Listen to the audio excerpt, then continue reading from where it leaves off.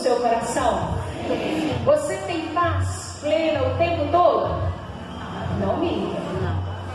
É importante que nós tomemos consciência do fato das coisas. E nós temos Jesus, não temos?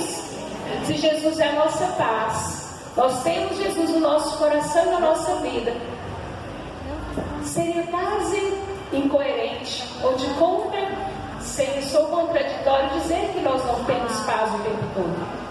Talvez porque nós não estejamos todo o tempo com as nossas mãos atadas à mão de Jesus Cristo.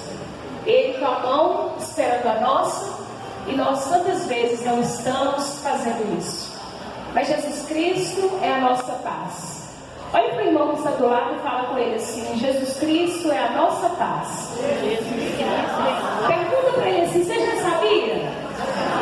Mas espera ele responder, porque a gente nesses encontros assim, a gente pergunta e por vezes não espera responder. Jesus Cristo é a nossa paz, irmã, você sabia?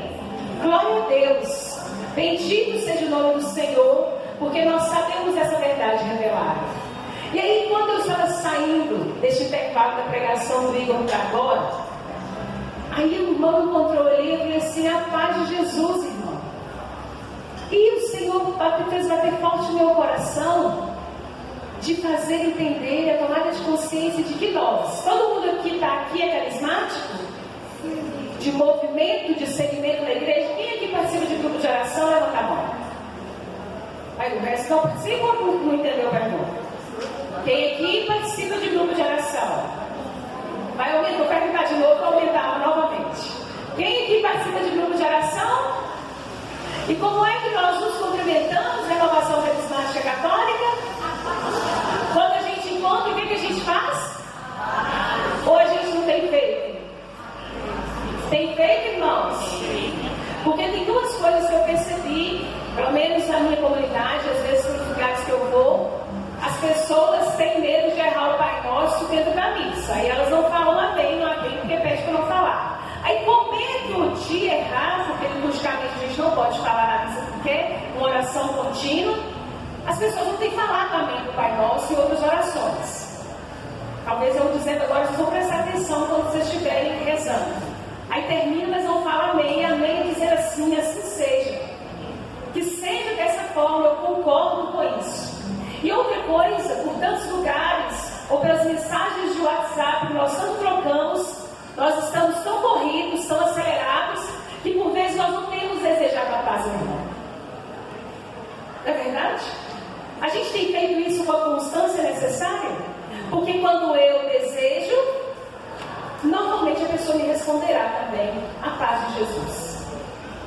Porque nós dissemos que Jesus é a nossa paz, nós cremos que Jesus é a nossa paz e nós somos o povo que deseja a paz de Jesus e recebe de volta essa paz de Jesus. Então nós precisamos, amada igreja, já não é de hoje, retomar bons hábitos, adquirir novas virtudes, ou virtudes que são novas porque nós nunca tivemos, como o Igor me pegou aqui, mas virtudes que são necessárias que nós tenhamos desde sempre. Então retome o desejo de paz, o cumprimento dos carismáticos, o cumprimento dos filhos de Deus. E eu te peço agora que diga ao irmão que está ao seu lado: a paz de Jesus esteja contigo. Olha no olho dele e deixa ele saber que isso é fato. Diz para ele assim: a paz de Jesus esteja contigo, meu irmão. Eu não sei se você já tinha cumprimentado, mas aqui a gente está nos dando a chance de fazer isso agora. Eu queria até melhorar esse negócio, porque tem um trem que não dá certo de carismática, desejar a paz e não dá um abraço. Dá um abraço, irmão, que está do seu lado. Pode ficar de pé, porque não tem regra de dizer ficar sentado. Deseja a paz para o irmão que está aí, dá um abraço forte nele. Pensa assim: eu sou Jesus hoje, estou entregando a minha paz para você. Isso, amados irmãos, Jesus é a nossa paz. E a gente traz para o irmão aquilo que nós temos. Amém? Tá gostoso esse abraço aí?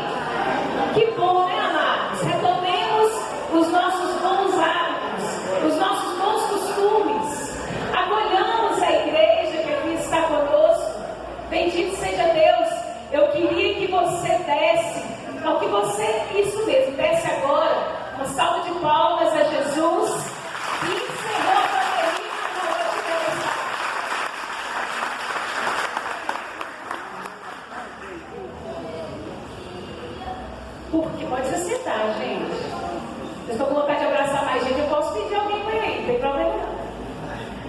Mas eu dizia, durante a pandemia, eu sou muito do abraço, do toque, muito desse encontro de coração com coração, porque é isso que quando a gente abraça, a gente faz. Encosta os corações e a gente sente o que ele bate. Eu falava que o mais perigoso para mim era morrer de inanição de abraço, porque a gente não podia abraçar, não podia fazer nada. E olha como Deus é bom conosco, hein, irmão? Esse ano nós estamos aqui, sentados quem quer, um ao lado do outro. Às vezes a gente está sentado mais sozinho, porque a gente escolheu mais à frente, o fundo e o meio realmente ficam mais cheios. Mas Deus seja louvado.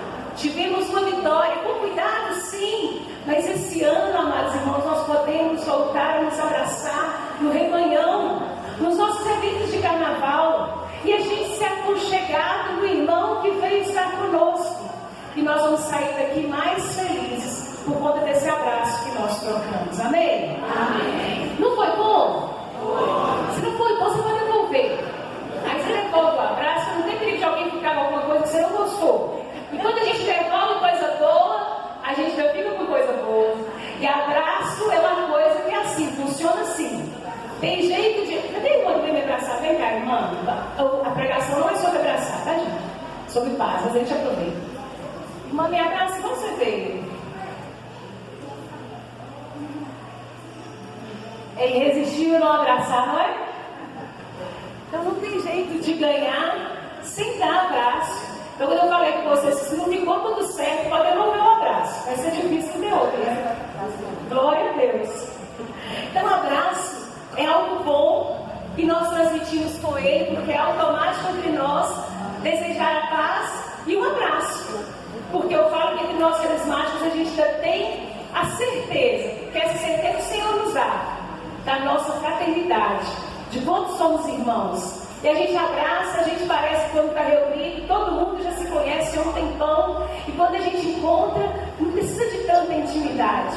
É porque o Senhor, a quem nós desejamos a paz, vem conosco. Eu desejo que a todos vocês saiam daqui repletos da paz de Jesus. Essa incerteza que nós tivemos a dizer assim, eu tenho Jesus no coração, mas você tem paz? Aí você... mais ou menos.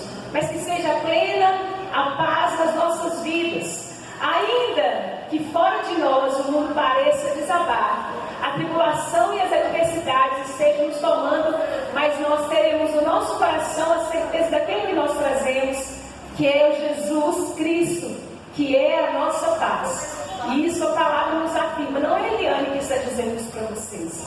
A palavra que eu vou te dizer agora traz essa certeza. A palavra de Deus mente, povo de Deus? Não. Glória a Deus? Glória a Deus.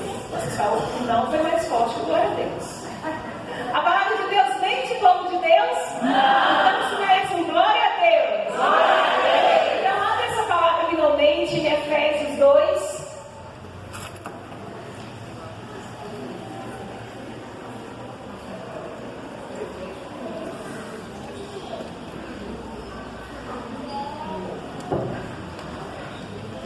Efésios 2,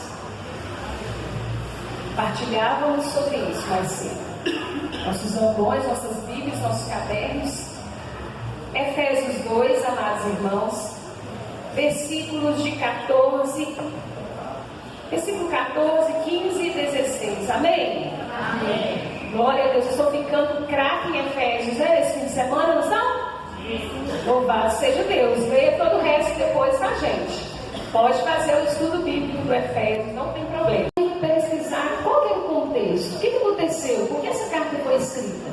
Eu descobri coisas que eu não sabia, por isso que eu te falei que eu acho que vale a pena você estudar Efésios para além da leitura de hoje, porque enriquece muito a gente. Então, Efésios, e aí quando eu descobri outra coisa muito interessante, onde houve um terremoto recentemente, pelo qual nós estamos rezando? Onde houve um terremoto recentemente? Turquia. Sabe o que era a Turquia antigamente? A província da Ásia Menor, que tinha como capital Efésios. A palavra de direção da renovação carismática desse ano, ela foi escolhida antes do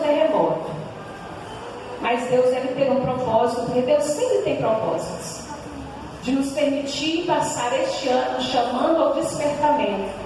Colocar essa palavra hoje em nós, que nos pede para buscar a paz, que já se pode encontrar a todo tempo, basta desejar.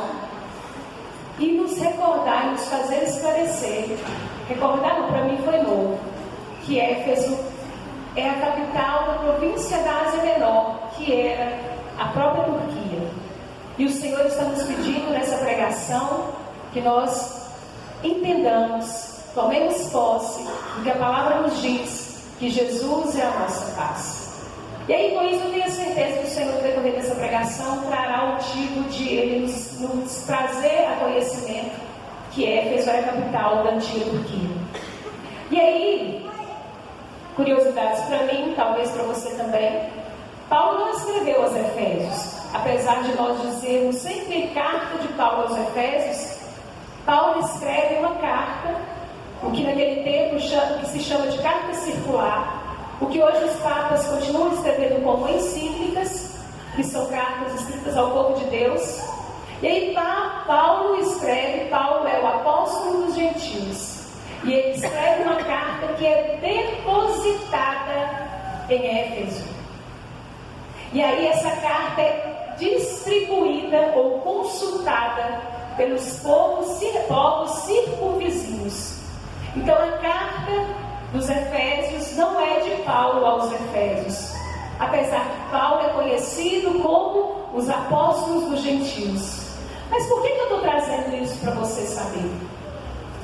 Porque, irmão, a palavra nos disse assim, quando nós lemos, nos fez entender que, de fato, Ele é a nossa paz, de dois povos fez um só.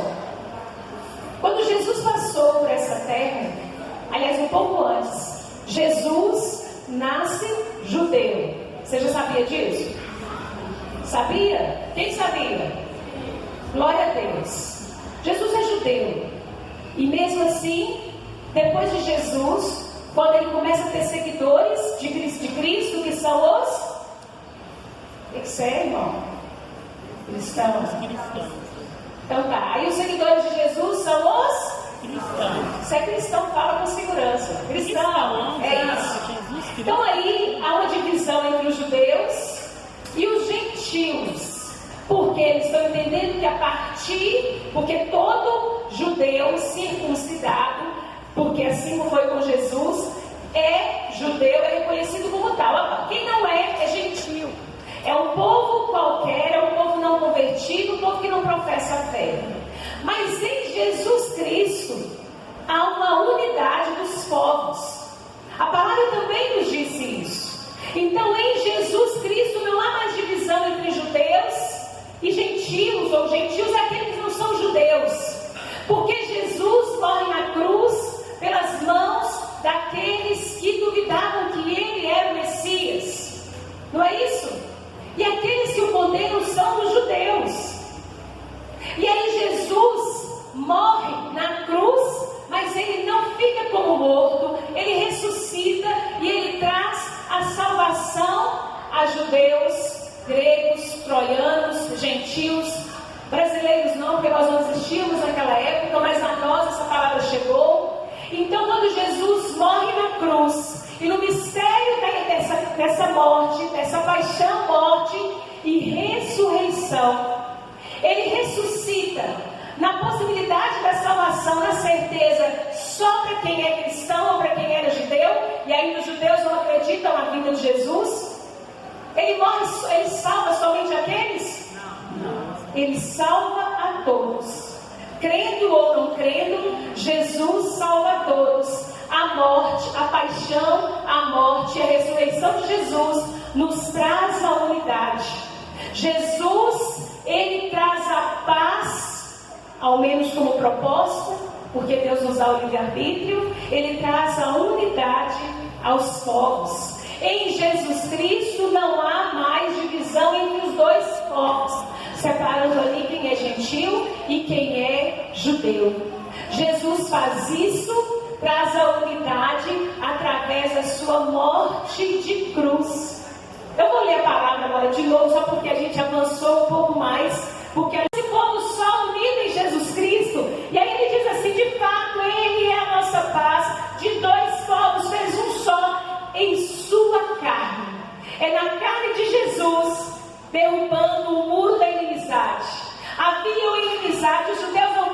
permitiam que aqueles que professavam a fé em Jesus fossem considerados judeus, porque não nasceu judeu. Mas Jesus vem derrubar isso e ele vem dizer: todo mundo que professa a fé em Jesus, esse muro caiu. Somos todos irmãos, somos todos um só em Jesus, porque ele está dizendo aqui: em sua carne ele derrubou o muro da inimizade que os separavam. Jesus derruba toda a inimizade, todo o muro que há de inimizade cai em Jesus. E não cai em Jesus somente pela palavra, cai em Jesus porque pela própria carne dele. Você crê que Jesus sofreu uma paixão pela sua salvação? Sim. Você crê que Jesus derrubou esse muro da inimizade entre aqueles que creem e os que não criam ainda? Sim. Aleluia, irmãos, porque a palavra está dizendo isso. Foi um sacrifício de carne para que a inimizade não houvesse mais. O Senhor Jesus nos quer unido em torno dele. Em torno dele, aquele que nós falamos agora, que traz-nos a paz. Cristo é a nossa paz, porque ele derrubou os muros da inimizade dos povos. E aí, irmãos, quando eu pergunto a você assim: você tem Jesus no seu coração? Sim. Mas eu te pergunto: se Jesus não é a nossa paz? Nós respondemos que sim. E você tem paz? Você disse que não. Algumas pessoas disseram que não. E eu posso dizer também: não é uma paz plena, por vezes sim, por vezes não. Não é assim? Não é isso? Só que Jesus é a plena paz. Tem Jesus nos faz crer na paz, faz-nos viver a paz, ainda que as adversidades assim não nos deixe perceber totalmente. Mas Jesus é a nossa paz. Ele é a nossa paz. Mas ele derrubou as muralhas das inimizades. Então eu pergunto para você agora, por favor, pense nisso. O que não tem te deixado ter paz? Se Jesus é sua paz, se você tem paz, por que você desculpa, se Jesus é sua paz, se você disse que tem Jesus, por que você disse que não tem paz? Que coisa horrorosa é essa? Que contradição é essa? Jesus não é a paz? Sim ou não? Você tem Jesus? Sim. Por que você não tem paz? Porque Jesus, o sacrifício da carne, derrubou as muralhas da inimizade. Mas nós vamos lá colocando um tijolinho de cada vez de novo. Verdade ou não é? E aí, a cada missa em que nós fazemos a memória, revivemos o sacrifício, a paixão, a morte de Jesus. Ele novamente nos recorda que ele está derrubando as muralhas. Ele faz virar realidade de novo.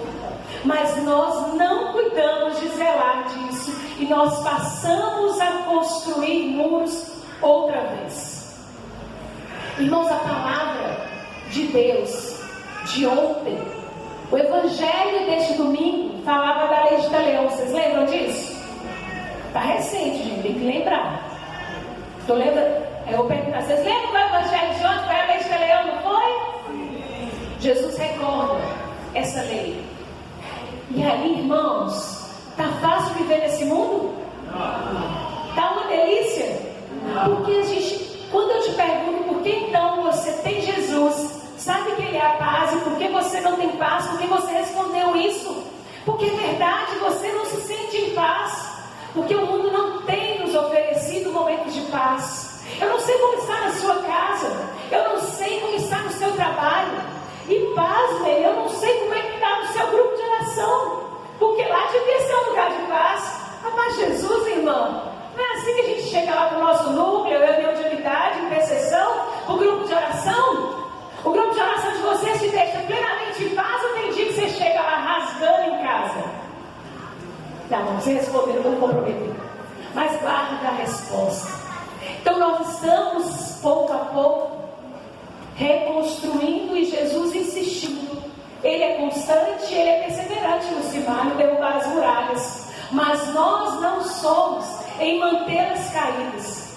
E aí, onde é que estão os nossos muros? Onde é que estão os tijolos que nós colocamos? Irmãos, o que está acontecendo? Por que Jesus é a nossa paz? Nós estamos na igreja, no grupo de oração, nós estamos nas santas missas, nós estamos em tantas coisas. Este povo que está aqui, nós que estamos aqui, deveríamos dizer: sim, estamos em paz. Onde você está colocando o seu olhar? Onde você está colocando o seu coração? Em que lugar, irmão, você tem depositado o seu coração? Em que lugar você tem depositado as suas percepções de mundo? Porque Jesus nos uniu pelo sacrifício da cruz, foi na própria carne que Ele nos uniu, e nós não conseguimos, por muito menos. Você acha que você faz muito para Deus? Você acha que você faz muito para Jesus? Porque o sacrifício de Jesus foi até o sangue. O que a gente faz não é nada. E talvez por isso nós não sintamos paz. Porque a gente acha que está fazendo demais. Estou morto de cansado desses dias de rebanhão. E aí eu não preciso nem do grupo de oração na semana que vem. Preciso ir à missa, não tenho a missa 4 dias. Porque não me vale sacrifícios. Jesus nos une no maior sacrifício de cruz.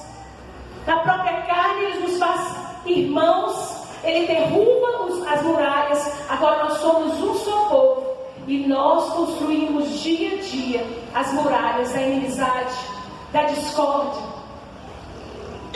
Você sabe o que significa paz, amado irmão? Ou você repete aleatoriamente, repete porque fala, ou você acha que é? Quem sabe o que é paz? Nossa, ninguém? Você está com medo de errar? Ajuda não, Cássio. Alguém arrisca dizer? O que é paz? Sentir leve, sentir paz, sabe? Tranquila. Paz é isso. Você se sentir tranquila, sentir leve. Amém, irmãos. Que seja assim na sua vida o desejo. Louvado seja Deus. Não, mas que seja mesmo, é isso também. É o sentimento que a gente tem. Mas a paz é a concórdia, a ausência do conflito. Quando Igor falava aqui, ele falava das virtudes, né? Falava da temperança, falava da constância, falava de nós, da humildade, falava de que a gente não pode deixar de ter para ser selado no Espírito. E aí, irmãos, o que nós vemos são soberba no meio de nós, porque, irmãos, eu creio que se nós estamos aqui, não é para o outro, nós estamos pensando que o Senhor trouxe essa palavra, é para nós. E aí nós devemos refletir em que momento nós temos deixado tudo ser conflituoso, em que momento, e aí eu não estou dizendo que eu preciso concordar com tudo que o outro fala, para não ter briga, para que eu fique leve, que eu fique em paz. Mas eu preciso aprender a dialogar com esse outro, porque a muralha da inimizade ela já caiu. Nós precisamos reconstruir lugares, espaços e momentos em que nós nos abracemos mais, porque o que nos faz abraçar é a fé que nós abraçamos. Nós estamos na unidade do sacrifício de cruz de Jesus. E aí quando eu preparava essa pregação, o Senhor me lembrava uma palavra. E aí deixa eu fechar agora, quando eu falo assim, que a minha dificuldade, como é que é seu nome, irmão? Rosângela, a minha dificuldade talvez no dia a dia seja de grupo de oração, de nós sermos servos do mesmo grupo de oração e nós não construirmos muralhas entre nós, já que nós olhamos ou deveríamos olhar no mesmo sentido, é muitas vezes a soberba, a arrogância, a prepotência, e aí eu não consigo concordar, eu não consigo conversar, e eu coloco um tijolo na muralha que Jesus já havia destruído. É assim lá no seu grupo de oração ou é diferente disso? É assim na sua realidade, da sua família, do seu trabalho? Porque é assim. Porque nós não deixamos por menos. Nós queremos não levar o desaforo para casa. Mas nós não aprendemos de Jesus que deu-nos um novo mandamento, que era para nós amarmos uns aos outros como a nós mesmos. Não fazer ao outro o que nós não queremos que faça a nós. Isso é princípio da empatia e é bíblico. A partir do momento que eu com Rosângela, no nosso convívio, eu não faço nada a ela que eu não quero que seja feito a mim,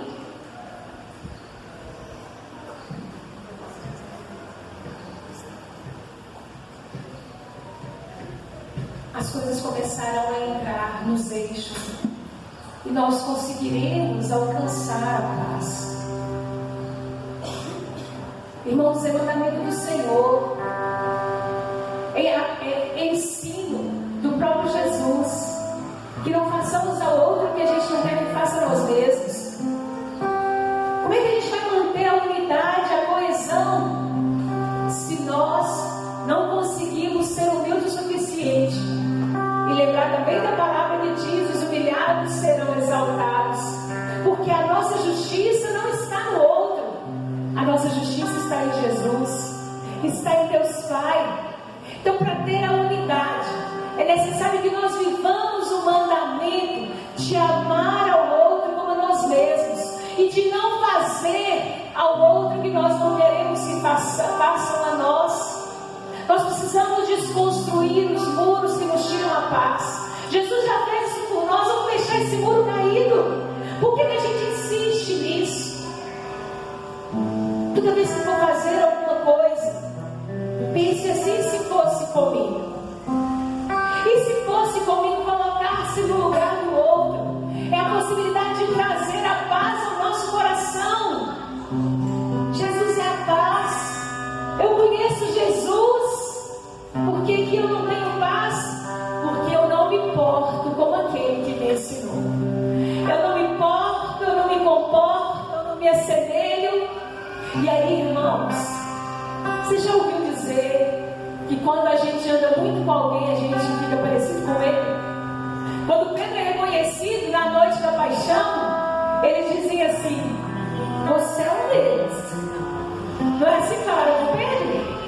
Por que reconhecem Pedro? Ele estava acuado, ele estava ali, oprimido no canto, ele não tinha feito nada, mas ele se assemelhava a Jesus pela convivência. Por isso que eu disse para você, é para nós essa pregação, é para mim. O meu ouvido é o primeiro que ouve. Você sempre ouve o pregador falando isso, né? É porque não é mentira, que quando Deus me faz me colocar com você, Ele já pregou primeiro em mim. E eu preciso tomar para a minha vida como aprendizado, que eu preciso dar a paz e receber paz. Eu preciso me assemelhar àquele ainda que rasgue as minhas vestes, que corre na minha carne. Mas não foi o sacrifício de carne que Jesus fez para que Ele seja a nossa paz? Então corta na sua carne para a paz acontecer no seu trabalho. Corta na sua carne para a paz acontecer no seu grupo de oração, irmão. Corta na sua carne para o grupo, para a unidade, para a paz acontecer na sua comunidade de igreja. É uma bênção ser comunidade de igreja. Uma coisa tão maravilha, não é? São os desafios de sermos moldados também, de sermos melhores. Irmãos, assim nós somos assemelhados a Jesus, para mantermos a unidade adquirida por Ele, dada por Ele, pela carne que foi rasgada. Rasga também a sua carne. É isso que Jesus fala no teu coração agora. Nós precisamos, já que assemelhamos a Ele, já que somos o que mesmo aqueles que seguem Jesus são, os cristãos precisam se assemelhar a quem? Então corta, deixa a sua carne sofrer, para que essas muralhas permaneçam no chão. O Senhor fez os povos um só. Por que na nossa casa? Por que na nossa igreja? Por que no nosso grupo de oração, na nossa cidade, as divisões estão aí? E pior, em nome de Cristo. Que contradição é essa que nós estamos vivendo e pregando com a própria vida? Então, se esse Jesus que eu sirvo e você segue, é que nós seguimos, e nós vivemos esfregando nele, porque é isso que a gente faz, de tanto que a gente vai para a igreja, somos cobrados por isso. Então, se precisa cortar na sua carne, corta na sua carne, coloca-se no lugar do outro, porque o que Jesus fez na cruz foi pagássemos. Amém? Você entende isso, irmão? Você entende que você não foi colocado ali porque Jesus viveu o ensinamento que Ele te deu. Ele falou assim: coloque-se no lugar do outro, o princípio da empatia. Não faça ao outro o que você não quer que seja feito a você. E Ele vai para a cruz por mim e por você. É só o Jesus da Igreja Católica que foi para a cruz, irmãos? Não, sério? Jesus é um. É um, não é, irmão? E aí, quando eu estava lá, pensando nessa pregação, eu falei assim: Jesus, fala o que você quer falar, que eu vou falar por ti. Eu me recordei de uma coisa: que Jesus está vindo. Eu queria que você ficasse de pé ou de joelhos, mas que nós recebêssemos esse Jesus que vai passar no nosso meio, dilacerada, para que tivéssemos paz. E de repente Ele vem e passa no meio de nós. É cuidado demais esse Deus que nos ama, não é? Mas como eu estava te dizendo, para que nós possamos orar por tudo isso que o Senhor nos deu. Irmãos, a irmã disse assim: Jesus Cristo é um só para todo mundo. Não é, irmã, que foi o que o Senhor falou? Ele é aquele que morreu na cruz. Ele é aquele que morreu na cruz para nos fazer um só povo em seu nome. Aos que creem e aos que não creem, mas é um fato ocorrido. Jesus teve a carne rasgada. E o que Ele pede a você é que, se for preciso, rasgue a sua carne, para que você tenha paz. Ainda que pareça que você não esteja em paz com o que você está fazendo, porque quem olhou aquela figura desfigurada consegue dizer que ele tinha paz? Mas Ele deixou a paz para nós. Não era para Ele ter mesmo, não. Então aprenda com isso. Talvez quando você rasgar a sua carne, não é para você a paz, vai ser perturbador. Mas Jesus é no seu coração. Vai ser para que os outros tenham. É para os outros terem. Os sacrifícios em nós é para que os outros tenham paz. É para o outro ser feliz que nós viemos aqui. E aí, quando eu perguntei: Jesus é só dessa igreja? Jesus foi na cruz só por nós? Não. E aí, o que Jesus quer de nós hoje, como a palavra disse, que sejamos um novo homem diante do Deus, e Ele fez esse sacrifício para nos justificar. Irmãos, nós precisamos parar com as divisões. Mas é tão gritante a divisão dentro entre nós mesmos, que quase perde o sentido falar daqueles que não estão aqui, mas que também professam fé em Jesus, professam que esse Deus que nós temos que amor também é o mesmo Deus. Mas eu preciso te contar uma coisa. Quando essa palavra vem e diz a nós: Jesus Cristo é a nossa paz, Ele, dilacerando a própria carne, derrubou as muralhas, e hoje nós somos um só povo. E aí mais adiante Ele diz assim: dois povos formarem em si como um homem novo, estabelecido e reconciliando os dois com Deus.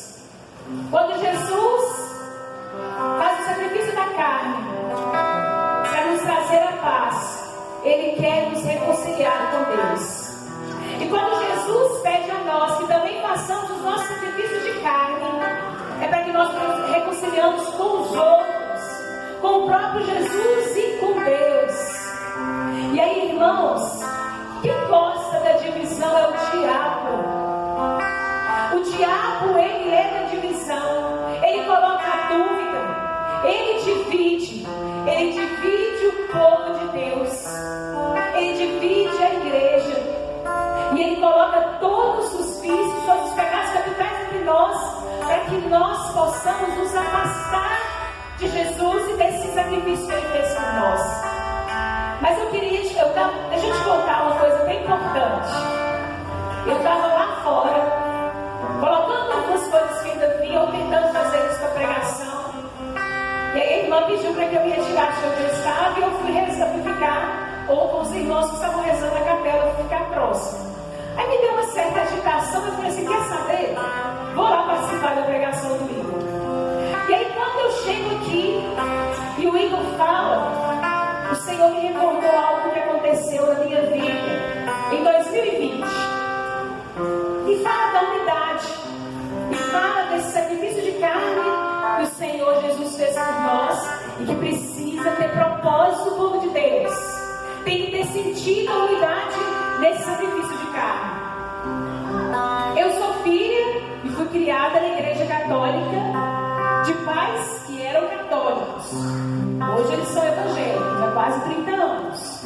Minha mãe é diretora do diaconato da igreja dela. Vivemos em paz em casa. Graças a Deus. Graças a Deus. Louvado seja o nome do Senhor Jesus por isso. Muito tranquila a nossa convivência, sempre foi. Desde que eles se converteram ou desconverteram, porque eu rezo pela volta deles. Vocês vão rezar comigo?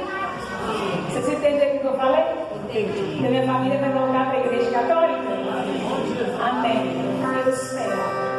E eu faço isso com a minha vida, para que eles vejam o que eu encontro diariamente, para que atraia a eles. Por isso que a gente precisa parecer com Jesus.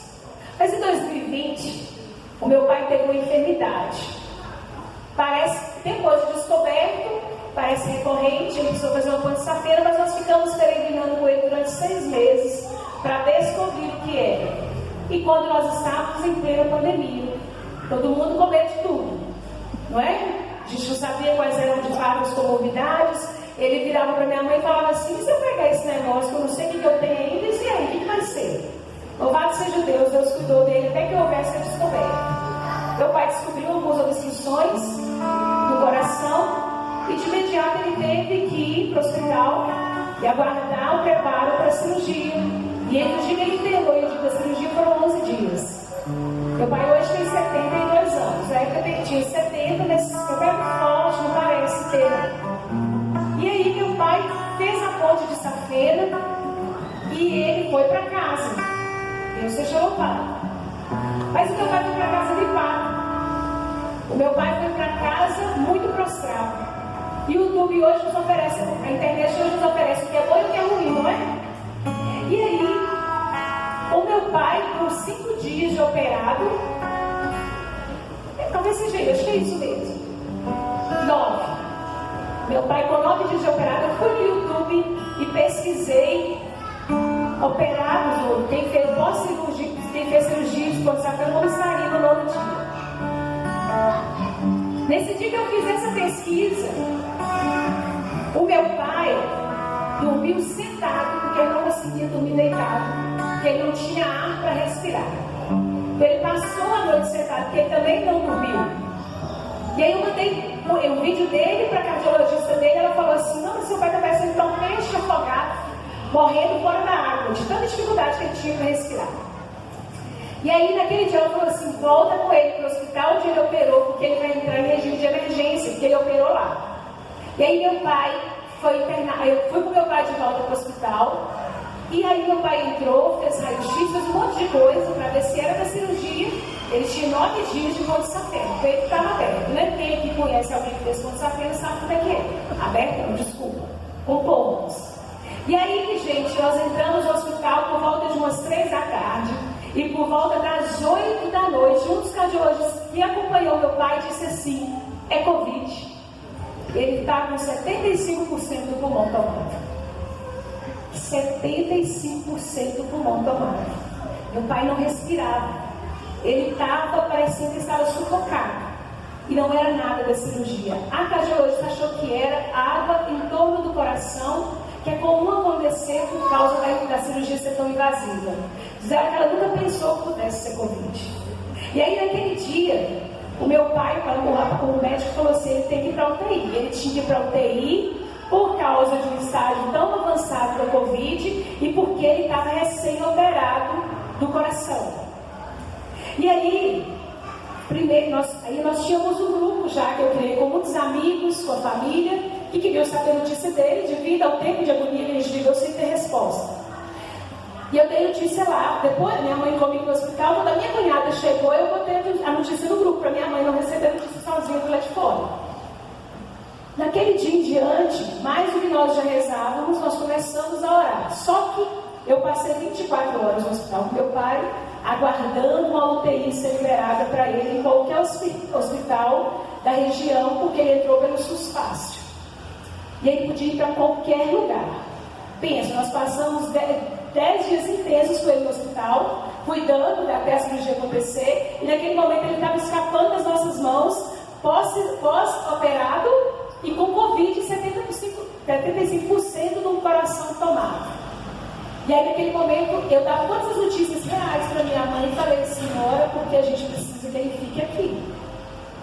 Porque ele podia ir para Valadares, ele podia ir para Caratinga, e as perspectivas não eram boas de quem ia para esses lugares. Ele podia vir até para cá, mas pela oração ele foi levado para Fabriciano. E em Fabriciano, a técnica de enfermagem, muito aplicada, minha amiga ficou dando a notícia fora do horário da UTI. E aí, irmãos, nesses dias foram de agonia. Possibilidade de... A gente já fez campanha para meu pai receber sangue, ele não recebeu na cirurgia, recebeu por conta da Covid, porque ele não dava resposta ao tratamento, porque o sangue estava fraco. E aí, o meu pai internou na quinta, no domingo, a Nétia falou comigo assim na ligação: se ele não responder, nós vamos entubar. Eu disse: glória a Deus. Naquele dia, amados irmãos, eu convoquei o povo que estava naquele grupo para orar pelo meu pai. E aí, irmã, não tinha só católico, porque todos lá entenderam e vinham entendendo que Jesus morreu na cruz por todos nós. E foi uma grande, vou chamar de corrente só para vocês entenderem, um grande batalhão de oração. E nós passamos a nos reunir naquele dia. E naquele dia eu rezei e falei com Jesus assim: o sangue que ele vai receber é o seu. Não é o sangue de mais ninguém, Jesus. É o seu preciosíssimo sangue que meu pai vai receber nessa transfusão. Porque ele tem que recuperar, ele tem que dar algum ar para ele pelo menos não entubar. Porque a gente não tinha boas perspectivas, tudo era muito novo. Isso era dia... e assim depois eu vou ter que voltar para contar outras coisas. Aí, tá, gente, eu vou marcar as datas. Mas enfim. E aí naquele dia eu falei com Jesus que a transfusão seria bem sucedida. E seria a transfusão do sangue de Jesus, não seria outro sangue. E no dia seguinte a gente tem que esperar, eu não sei quem tem parente no UTI aqui, a gente tem que esperar as 24 horas para os médicos ligarem e você ter notícia. E ela falou assim, ele respondeu. Eu disse, graças a Deus. E nós intensificamos. E aí diante disso, todo o povo que estava ali eram gentios, judeus, católicos, evangélicos. A igreja da minha mãe se levantou, a minha igreja se levantou, e eu me emociono, porque eu sou assistente social de formação. Dias depois, eu fui fazer uma visita domiciliar, e a irmã falou assim, e seu pai, como é que está? Eu não sabia, ela tinha orado pelo... Eu não sabia que ela tinha orado, e eu até hoje não tenho noção de quem orou por ele. Mas quem orou por ele foram os que creram na cruz de Jesus e no sacrifício da carne que ele fez. Não foi por amor por nós que aquelas pessoas oraram. Também pode ser porque a gente tem que amar os outros, mas foi por um amor a Deus, porque se naquele momento nós fizéssemos acepção de pessoas, eu teria, como ele é evangélico, somente a igreja dele oraria por ele. Talvez a igreja aderisse a mim, porque eu estava lá e eu tinha irmãos que me amam mesmo, eu sei. Irmãos, mas os testemunhos foram muitos. Para além da recuperação do meu pai, Deus seja louvado. Meu pai tirou carteira de carreta há 1 ano. Foi um ano mesmo, foi dia 19 de fevereiro. Meu pai comprou a carreta, voltou para a estrada e nós achávamos que ele não voltava mais, só para perturbar a gente. E tudo é força da oração de unidade. Nós precisamos nos unir, porque o diabo é da divisão. Irmãos, nós colhemos frutos e testemunhos daqueles dias de pessoas que disseram assim: não sei quando a minha família se reuniu, quanto mais para orar, mas nós reunimos pelo seu pai. Nós reunimos pelo seu pai, foi tão bom, talvez naquele tempo as pessoas aprenderam novamente a se reunir, a trazer a fraternidade, o amor da família, porque ali por uma causa pela qual nós batalhávamos, não houve diferenças. Como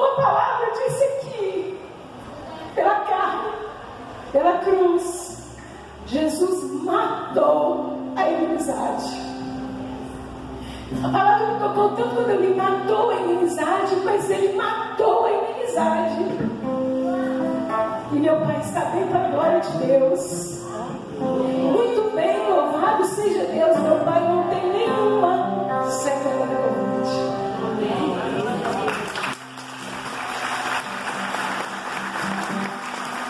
E aí, irmãos, eu citei a pregação, eu acabei não brincando, mas quando me falou alguma coisa, eu me lembrei disso.